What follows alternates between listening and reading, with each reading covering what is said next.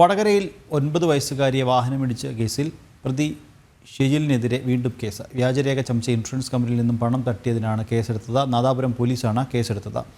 വിവരങ്ങളുമായി ദിസ്ന സുരേഷ് ചേരുന്നുണ്ട്. ദിസ്ന, വടകരയിൽ 9 വയസ്സുകാരെ വാഹനമിടിച്ചതിന് ശേഷം നിർത്താതെ പോയി. കേസിൽ മാസങ്ങൾക്ക് ശേഷമാണ് പ്രതി ഷെജിലിൻ്റെ വാഹനം കണ്ടെടുക്കുന്നത്. ഇതിലിപ്പോൾ നിർണായകമായ മറ്റൊരു കേസ് കൂടി ഷെജിലിനെതിരെ ചുമത്തിയിട്ടുണ്ട്.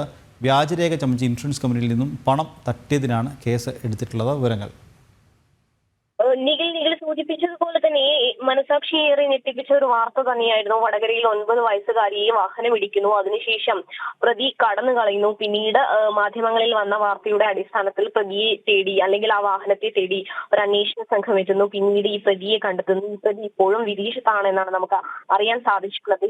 മറ്റൊരു കേസ് കൂടി ഈ പ്രതിക്കെതിരെ ഉണ്ടായിരിക്കുന്നു. ഇൻഷുറൻസ് കമ്പനിയെ കബളിപ്പിച്ച് പണം തട്ടിയതിനാണ് കേസ് എടുത്തിട്ടുള്ളത്. നാദാപുരം പോലീസാണ് ഇത്തരത്തിലൊരു കേസ് എടുത്തിട്ടുള്ളത്. അപകടത്തിൽ വാഹനത്തിനുണ്ടായ കേടുപാടുകൾ മാറ്റാൻ ഈ വാഹനമുടമ നാഷണൽ ഇൻഷുറൻസ് കമ്പനിക്ക് വ്യാജ വിവരങ്ങൾ നൽകുകയും ആ ഇൻഷുറൻസ് കമ്പനിയിൽ നിന്ന് പണം കൈപ്പറ്റുകയും ചെയ്തു എന്നാണ് ഈ ഇൻഷുറൻസ് കമ്പനി നൽകിയ പരാതിയുടെ അടിസ്ഥാനത്തിലാണ് ഇപ്പോൾ കേസ് എടുത്തിട്ടുള്ളത്.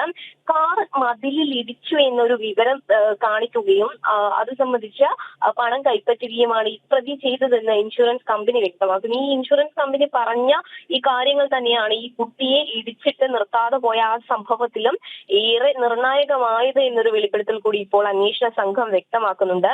30,000 രൂപയാണ് ഇത്തരത്തിൽ ഈ ഇൻഷുറൻസ് കമ്പനിയിൽ നിന്നും നഷ്ടപരിഹാരമായി ഇയാൾ വാങ്ങിയെടുത്തത്.